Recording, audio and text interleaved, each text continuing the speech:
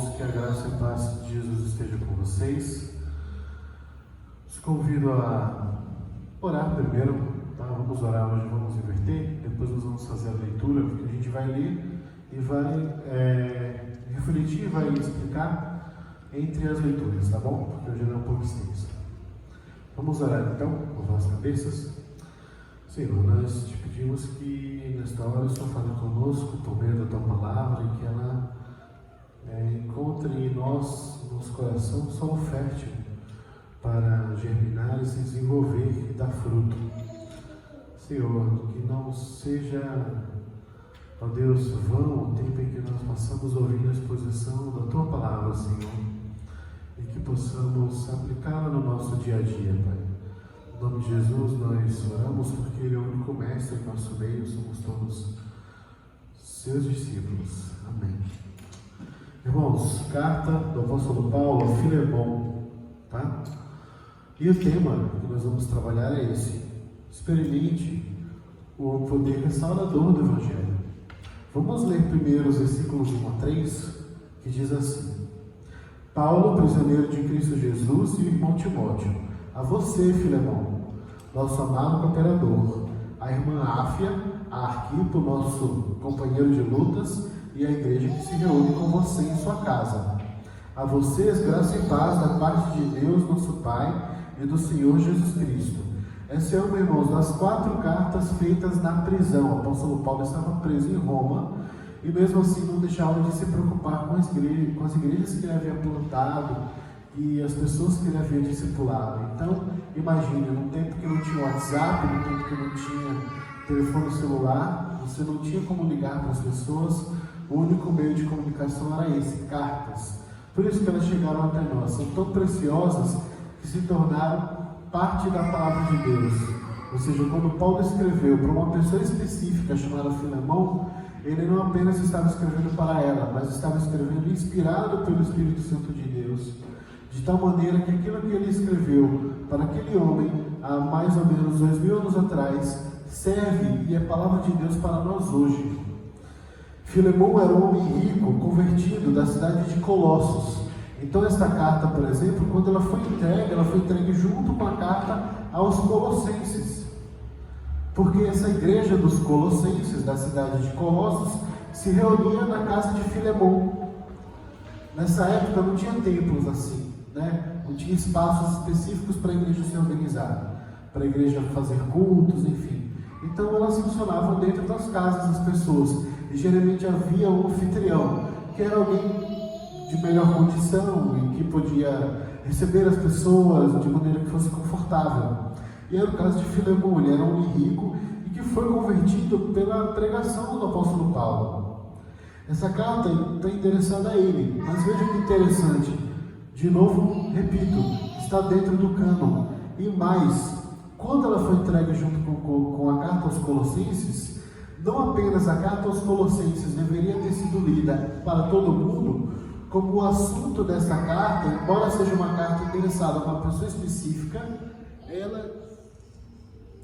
ela dizia respeito a toda a comunidade.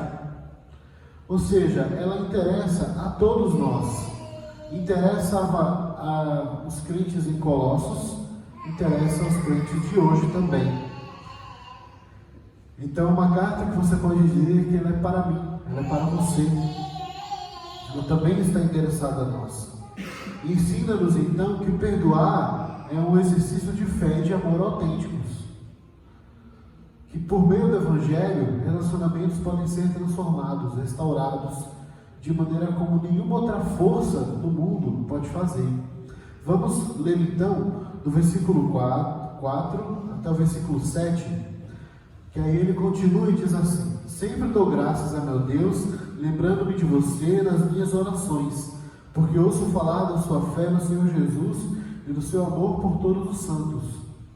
Oro para que a comunhão que procede da sua fé seja eficaz no pleno conhecimento de todo o bem que temos em Cristo. Seu amor me tem dado grande alegria e consolação, porque você, irmão, tem reanimado o coração dos santos. Paulo começa então a sua carta efetivamente, depois de ele saudar fazendo o que ele sempre faz nas outras cartas, uma ação de graças, uma oração. E aqui particularmente pela vida de Filemão, né? E aqui nós aprendemos o primeiro ponto a respeito do poder transformador do Evangelho, que pode restaurar relacionamentos.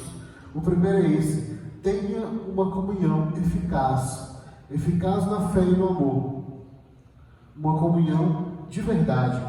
Você pode dizer, por exemplo, que um exemplo de fé e amor, como Filemão era, quando a gente olha como Filemão é elogiado nessas palavras de Paulo, a gente pode e deve se perguntar: caramba, será que alguém no mundo falaria a mesma coisa de mim? Né? Olha, dou graças a Deus por sua vida. Que forte isso, né? Agradecer a Deus não apenas por uma coisa que você fez, mas pela sua vida, porque sua vida inteira é abençoadora. Porque a fé e o amor, olha que interessante, são dois frutos, irmãos, são duas marcas de um verdadeiro cristão. Não tem cristão com fé e sem amor, nem com amor sem fé. Mesmo que a gente seja salvo pela fé, e de novo esse novo assistente, licença, perdão, deixa eu tirar o áudio. Novamente, a fé e o amor são ambas marcas indissociáveis do Evangelho, ou seja, não tem como você separar uma coisa da outra. Ninguém pode, por exemplo, dizer que tem fé e não amar a Deus. Ninguém pode dizer que ama a Deus sem amar o seu irmão. O apóstolo João já diz isso, porque se você não ama quem você vê, você não ama quem você não vê. É o termômetro do seu amor, o amor que nós temos pelo próximo. E ambos são marcas de um verdadeiro cristão, e Filemão as tinha. E por que isso? Porque Paulo vai fazer um grande pedido a Filemão aqui. Esta carta contém um pedido muito sério, muito especial, e que em condições normais, um ser humano comum não aceitaria fazer o que Paulo sugere, porque não é justo do ponto de vista humano, sobretudo na época.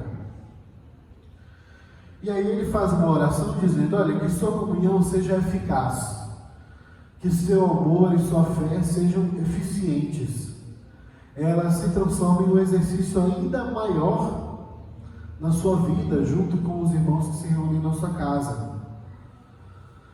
Uma comunhão eficaz é você receber o bem que você pegar o bem que você recebe de Jesus e dar para outros. Isso é uma comunhão eficaz. É alguém que tem amor e fé realmente efetivos, não são apenas de palavra. Irmãos, no mundo há muita gente que fala apenas, né?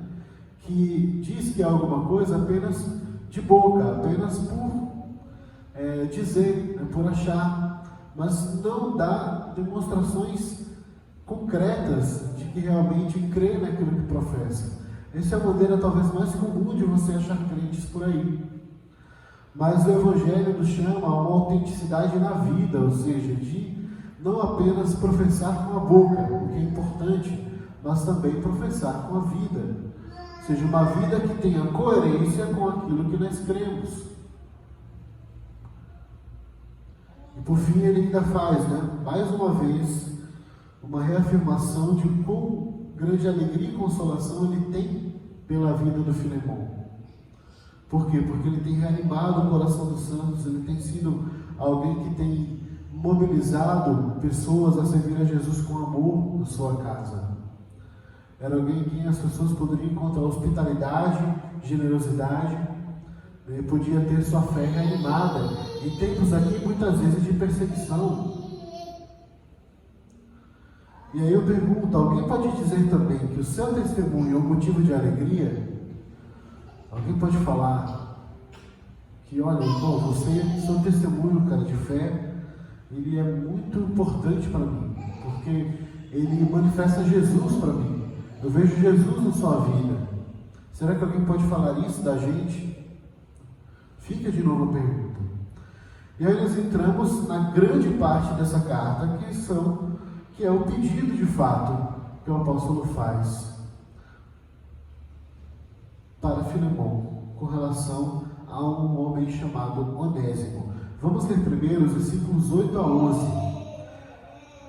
E aí nós veremos como a fé e o amor podem ser exercitados. E exercitados não de maneira vazia. Sabe, muitas vezes pensamos em amor, em fé, em generosidade, mas em termos impessoais. Tipo fazer doações para instituições de caridade, fazer uma boa ação de repente com pessoas em situação de rua. E tudo isso é bom, irmãos, é importante. Mas geralmente é impessoal. E isso é um problema. O tipo de generosidade e hospitalidade que o Evangelho exige, ela exige muito mais do que uma mera ajuda impessoal. Ela exige um envolvimento real mesmo com as pessoas, com os problemas delas.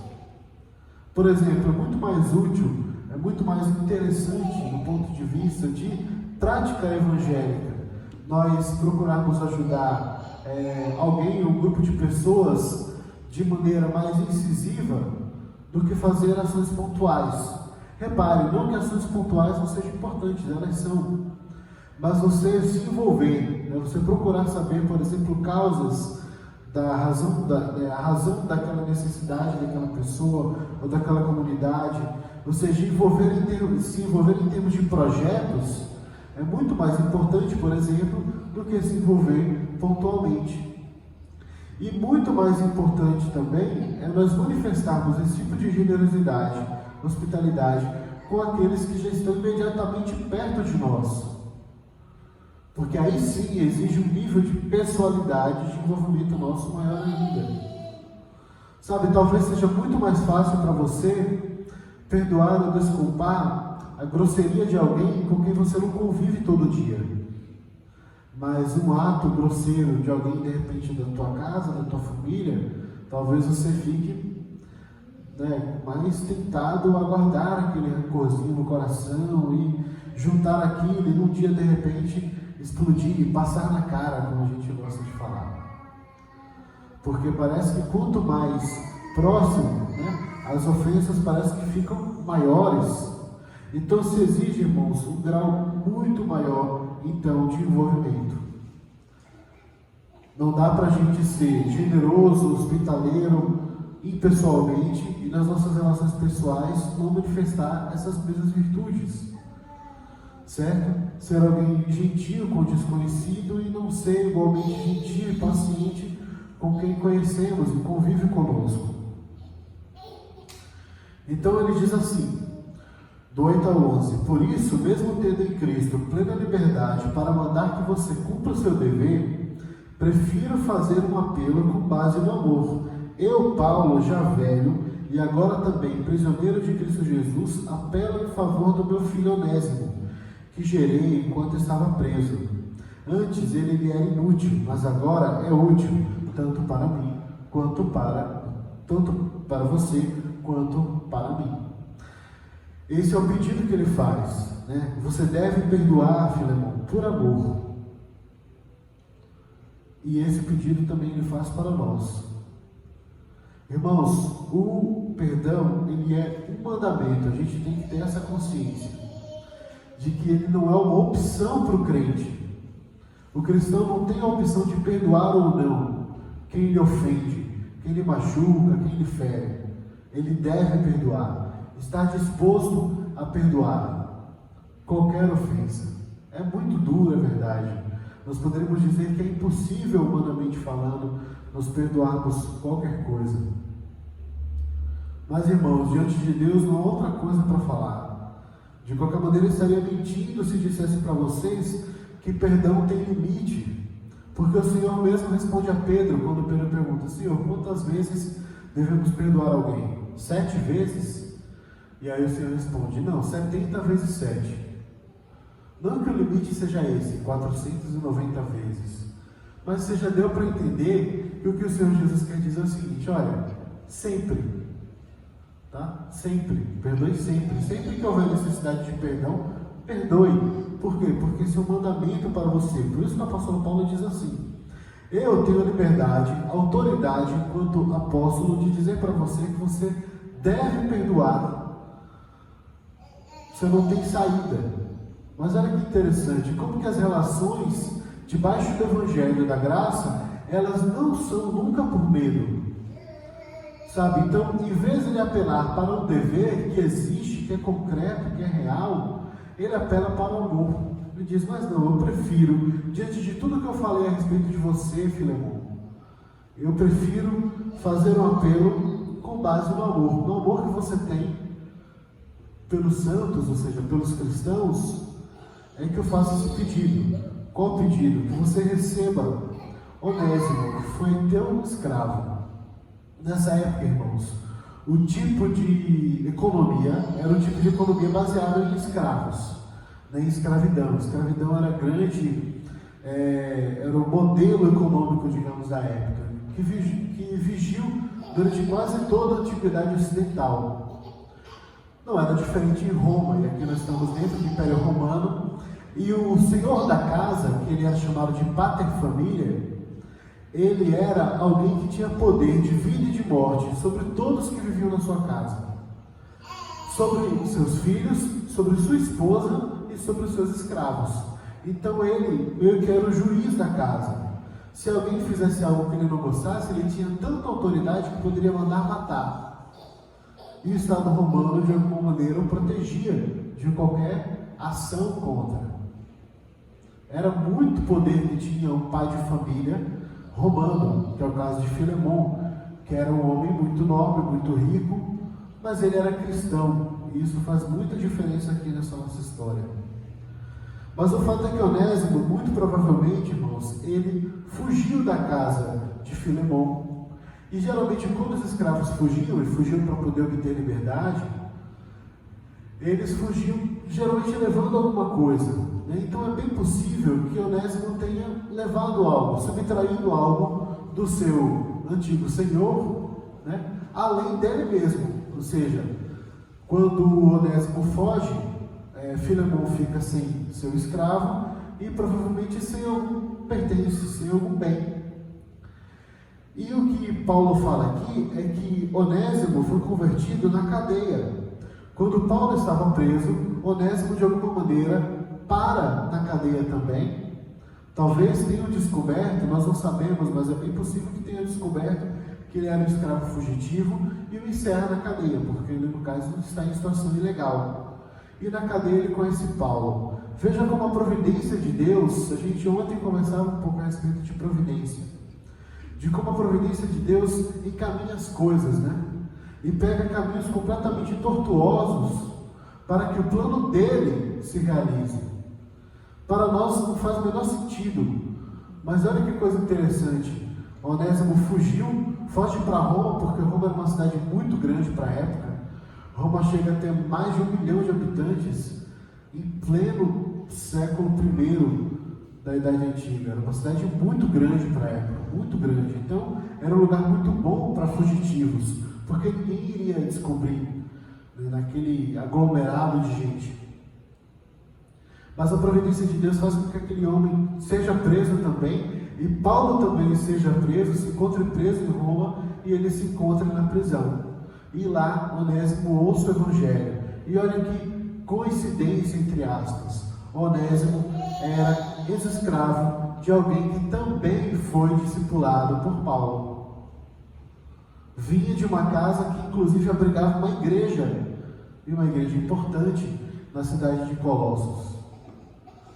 De maneira alguma uma mera coincidência, né? A providência de Deus encaminhando as coisas. E Onésimo então ele chega à fé do mesmo jeito. Olha que paralelo interessante, da mesma maneira que o seu Senhor, né? Por meio do mesmo apóstolo, por meio da mesma pessoa. Os dois, embora socialmente estivessem em condições bem diferentes, diante da igreja eram os dois discípulos de Paulo. Então Paulo faz esse apelo a ele, que você receba Onésimo, não por obrigação, mas por amor. E aí vem a segunda parte desse pedido, do versículo 12 ao 16, nós podemos ler esse parágrafo que diz assim: mando de volta a você, ele agora está explicando, como se fosse o meu próprio coração. Olha as palavras de Paulo. Gostaria de mantê-lo comigo para que me ajudasse em seu lugar. enquanto estou preso por causa do Evangelho. Mas não quis fazer nada sem a sua permissão, para que qualquer favor que você fizer seja espontâneo, não forçado. Talvez ele tenha sido separado de você por algum tempo, para que você estivesse de volta para sempre, não mais como escravo, mas acima de escravo, como irmão amado. Para mim, ele é um irmão muito amado, e ainda mais para você, tanto como pessoa, como cristão. Essas palavras são muito fortes de Paulo para Filemão. E deixa, digamos que, Filemão sem saída. Ele deixa muito claro: olha, Filemão, você tem opção, né? É espontâneo. Eu não apelo pelo dever, né? Diante do direito romano, você tem grandes razões para exigir, por exemplo, que Onésimo seja preso. Onésimo te defraudou de alguma maneira. Hoje, irmãos, nós não temos, graças a Deus, escravidão, mas à época esse era o direito. E o Evangelho, ele nunca se propôs necessariamente a fazer revoluções abertas. Como é que as coisas acabaram sendo modificadas dentro do Império Romano? Alguns costumes, certo, completamente anticristãos, foram sendo modificados. Não por uma revolução aberta, ou seja, não era uma proposta de revolução social do tipo: olha, o Império Romano precisa mudar, esse regime está errado, a gente tem que começar a pagar salário para esses homens e mulheres que são escravos. Não funcionava desse jeito, por várias razões. A própria igreja ela era perseguida, então força política ela não tinha nenhuma, mas o que ela tinha era o testemunho evangélico, o testemunho cristão, e isso começou a fazer muita diferença. E aqui, por exemplo, estava começando a haver um tipo de transformação muito grande nas relações entre as pessoas, porque Paulo aqui está sugerindo ao Senhor, que tinha poder de vida e morte sobre o escravo fugitivo, a perdoá-lo, a dar a ele liberdade e recebê-lo como um irmão na fé. É muito revolucionário do ponto de vista de costume o que ele está exigindo de Filemão. Porque todos os outros senhores de Colossos, todos os outros pais de família, eles iriam achar estranho. Como é que você não encerrou Onésimo na cadeia, Filemão? Ele merecia, era isso que ele merecia. Ele te roubou, ele fugiu, ele nem comprou a liberdade dele. Tinha essa possibilidade no Império Romano, de você comprar sua liberdade, ou de você ser um escravo temporário. Mas nem isso. Mas o que Paulo sugere a ele é: olha, não importa o que ele fez, receba a Onésimo como se você estivesse recebendo a mim, porque ele é importante para mim. Inclusive ele me serve agora que eu estou na prisão, como você poderia estar me servindo, me ajudando.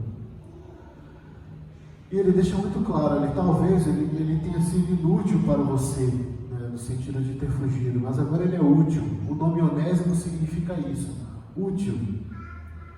Ele agora é útil não para ser um escravo, subjugado por seu antigo senhor, mas para ser um irmão querido na fé, um irmão amado. Não é apenas, irmãos, um apelo à liberdade, mas um apelo para que Filemão recebesse Onésimo como irmão na fé. Por isso que ele diz: muito mais do que escravo. Você não vai receber ele e colocá-lo na mesma condição. Você vai receber ele e colocá-lo numa condição ainda melhor, de um irmão, como você trataria um irmão de sangue. Irmão, será que nós, quando somos ofendidos, estamos dispostos a perdoar nesse nível? Mas esse é o nível de desafio cristão, de perdoar a tal ponto que não apenas nós declaramos que a pessoa não é mais culpada, né, e dizemos: eu te perdoo, mas de tal maneira que o relacionamento seja restaurado a tal ponto de talvez ser mais forte e mais intenso do que era antes da ofensa. Sabe, tem muita gente, por exemplo, que perdoa esse é muito comum em casamentos em que há adultério, e adultério de fato é muito triste, é uma quebra de aliança. Mas em que de repente a parte ofendida resolve perdoar, e isso é muito nobre, muito forte, você conseguir perdoar uma traição. Mas muita gente também, quando perdoa uma traição, diz: mas eu vou sempre desconfiar do meu marido, eu vou sempre, não vai ser mais como antes. Irmãos, esse não é o caminho do perdão segundo a Bíblia, irmãos, não é. Ele é de restauração plena, da gente olhar para frente e esquecer o passado. É de fato muito desafiador, muito difícil para nós. Mas, irmãos, com o poder do Espírito Santo, nós somos capazes.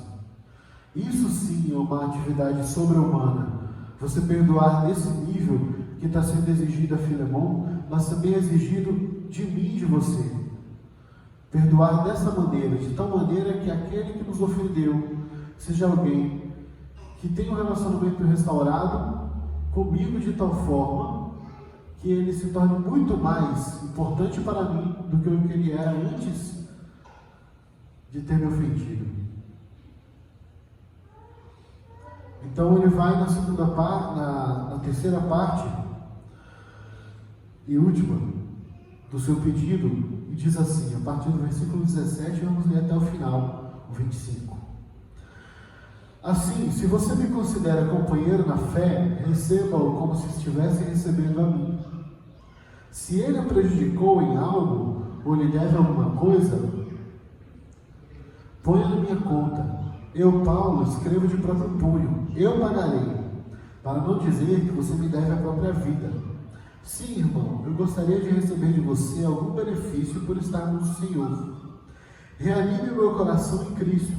Escrevo-lhe certo de que você me obedecerá, sabendo que fará mais do que lhe peço. Além disso, prepare-me um aposento, porque graças às suas orações, espero poder ser restituído a vocês. Epáfras, meu companheiro de prisão por causa de Cristo Jesus, envia-lhe saudações, assim como também Marcos, Aristarco, Demas e Lucas, meus cooperadores. A graça do Senhor Jesus Cristo esteja com o espírito de todos vocês. Aí nesse último ponto, irmãos, ele nos convida a experimentar o poder do Evangelho de fato, exercitando fé e amor. Irmãos, nós vemos aqui 3 papéis sendo cumpridos nessa história, relatado nessa carta. Um papel de um ofendido, de um ofensor e um reconciliador. Em conflitos, geralmente estamos ocupando uma dessas posições, um desses papéis. Nós podemos ser a parte ofendida, como Filemon, e decidindo qual é o grande desafio dela. O grande desafio dela é perdoar, mas perdoar naquele nível, de restaurar a pessoa que ofendeu a um nível de relacionamento mais nobre, maior, mais intenso do que antes da ofensa. Nós podemos também estar no papel de Onésimo, que é sermos ofensores, termos machucado, transgredido alguém. E aí, nesse sentido, qual é o tipo de coragem que é exigida, qual é o tipo de ação cristã, exercício de fé e amor que é exigido daquele que ofende? Peça perdão. Onésimo poderia ter todos os motivos do mundo de dizer para Paulo, de maneira alguma eu vou voltar para Colossos, vou voltar para lá, Filemon vai me matar, eu vou para a Espanha, eu vou para bem longe, eu vou para Bretanha, eu vou para bem longe, eu não quero passar perto de Colossos, quero tocar minha vida, e agora que eu conheço a Cristo, ele poderia muito bem dizer isso. Mas quando Paulo escreve essa carta, encomendando Onésimo, é porque Onésimo já está convencido de que deve voltar, pedir perdão e ter o seu relacionamento restaurado com Filemon, não mais agora como escravo, porque, irmãos, no Evangelho quem perde ganha. Onésimo em tese, estava ali arriscando a sua liberdade, porque poderia voltar e ser preso. Filemão estava ali arriscando toda a sua dignidade enquanto Senhor, pelo fato de que agora estava lhe sendo exigido perdoar um ex-escravo fugitivo, mas eles estavam dispostos a perder para ganhar, porque eles estavam no Senhor. Essa é a diferença.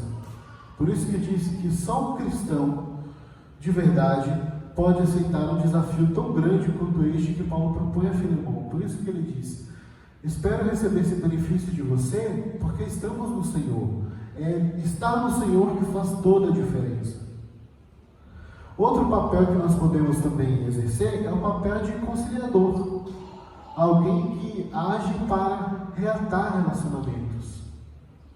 Gente, pessoas no mundo para atrapalhar, para colocar gasolina na fogueira, é o que não falta.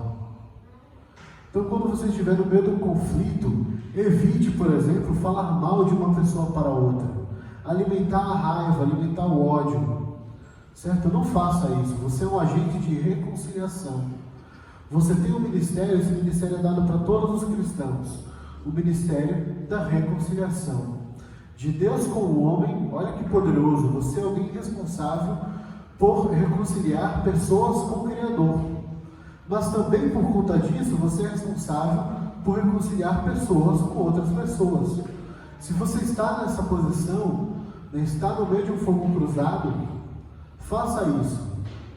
Não alimente mais os conflitos. Procure levá-los a pensar, por exemplo, sobre os próprios erros, a pensar melhor, a pensar bem da outra pessoa, enxergar uma situação por outro ângulo, de maneira que ela torcilhe ali a sua ofensa da perspectiva, mas haja como conciliador.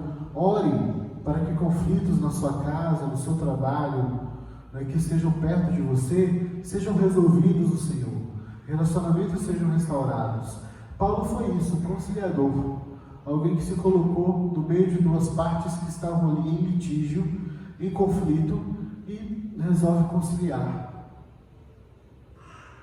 É por isso que em outra carta, na carta aos Tessalonicenses, o apóstolo diz assim: é muito vergonhoso que vocês tenham conflitos a tal ponto que vocês levem os problemas de vocês para tribunais romanos, para tribunais ímpios, para que pessoas que não creem no Senhor que vocês creem, resolvam os problemas entre vocês. Porque nós, irmãos, enquanto cristãos, deveríamos fazer isso sem precisar apelar para qualquer coisa, porque estamos no Senhor, e isso faz toda a diferença. O apelo todo de Paulo se sustenta nisso. Se você está no Senhor, então perdoa, e perdoa integralmente.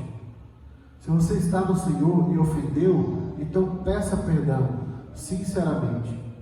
E se você está no Senhor e está no meio de um conflito, haja como reconciliador, e não como alguém que incentiva a intensificação da guerra. A tradição cristã, irmãos, conta que mais tarde Onésimo foi bispo daquela igreja. Olha que interessante. E Filemão provavelmente foi seu liderado, foi sua ovelha, aquele que foi seu senhor. Porque no Evangelho as coisas são assim, elas realmente podem se inverter. Deus é aquele que, por exemplo, contrariando o costume da época, em quase todo o livro de Gênesis, quase todo o Antigo Testamento, prefere os irmãos mais novos ao mais velho. E isso tem muita coisa a dizer a respeito do Senhor. Porque os irmãos mais velhos eram os primogênitos, eles nasciam com primazia de receber o nome da família, liderar o clã, receber bênção material muito maior. E o que é que o Senhor faz? Inverte a lógica humana e diz: não, eu quero mais novo, o que vocês não olham. Isso é muito nítido na história de Davi, que era o caçula dos filhos de Jessé. E aí o Senhor fala para Samuel que Deus não olha o exterior, mas olha o coração. O Senhor, então, de fato, ele inverte lógicas. E exercer perdão, irmãos, nos tempos de hoje, é inverter uma lógica mundana. que é de não ser perdoado, não levar desaforo para casa. Irmãos, se nós somos de Jesus e recebemos de Jesus o perdão de Deus, como é que nós então podemos exercitar a nossa comunhão? Dando aquilo que recebemos. Se você recebeu perdão do Senhor, passe perdão adiante. Seja um pacificador e você herdará a terra. Vamos orar? Senhor, nós te pedimos, ó Pai, que o Senhor entre com providência, Pai, nos nossos relacionamentos, especialmente aqueles que estiverem quebrados, ó Deus. Possamos, ó Pai, à luz da Tua Palavra, restaurar os nossos relacionamentos, ó Deus. Perdoar aqueles que realmente têm ofendido, Pai, a nossa honra, têm nos traído a confiança, têm nos prejudicado de alguma maneira, ó Deus. Também nos ajuda, Pai, a ter a coragem de pedir perdão, de reconhecer o nosso pecado contra o nosso irmão e, sinceramente, Pai, nos dispor a ficar à mercê da misericórdia, Pai, daquele que nós temos feito alguma coisa e são aqueles que têm algum tipo de crédito, Pai, para conosco. Senhor, nos ajuda também a sermos agentes de reconciliação, de tal maneira que nós não alimentemos os conflitos, mas possamos ser alguém que promove paz, que promove encontros, que promove amor entre as pessoas, ó Deus. Sejamos agentes de paz no nosso trabalho, na nossa família, ó Deus, na igreja, em qualquer lugar, ó Pai. Nós cremos também que nós não podemos fazer isso sem o Senhor, sem o Teu Espírito agindo em nós, sem estarmos no Senhor. E é no nome dEle que nós oramos, no nome de Jesus, por meio de quem nós somos perdoados por Ti, ó Deus. Amém. Vamos cantar?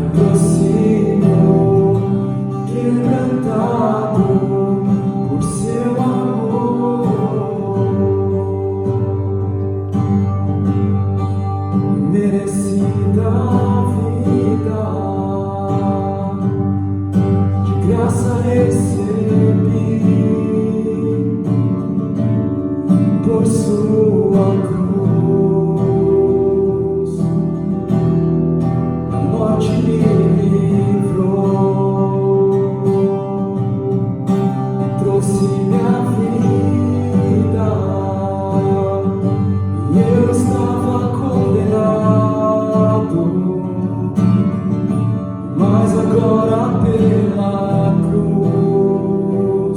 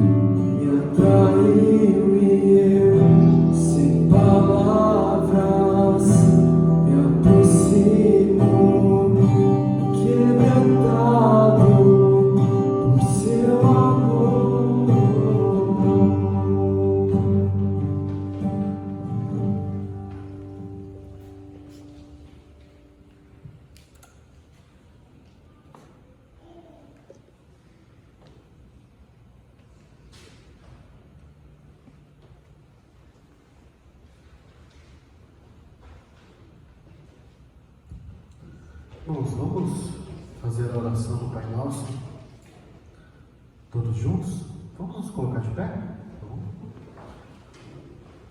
Oremos assim. Pai nosso que estás nos céus, santificado seja o teu nome, venha o teu reino, seja feita a tua vontade, assim na terra como no céu. Dá-nos hoje o nosso pão de cada dia, perdoa as nossas dívidas, assim como nós perdoamos aos nossos devedores. Não nos deixes cair em tentação, mas livra-nos do mal, porque teu reino, o poder e a glória, para sempre. Amém. Irmãos, só um aviso que domingo que vem, dia 20 de novembro, por conta do Dia de Ação de Graças, nós vamos ter um culto só 11 horas, tá bom? Vamos cultuar juntos no culto em coreano, certo? Aí o culto de 9h30 não vai acontecer, tá certo? Só esse aviso mesmo, só lembrando, de quarta-feira, às 8 horas, nós estamos continuando um curso de Bíblia. Gente, faço sempre um apelo, vou sempre lembrar vocês, na esperança de que mais alguém participe, porque eu acho que pode ser útil para vocês. E no sábado, 5 horas, nossa devocional, tá bom? Que o Senhor abençoe vocês. Boa semana.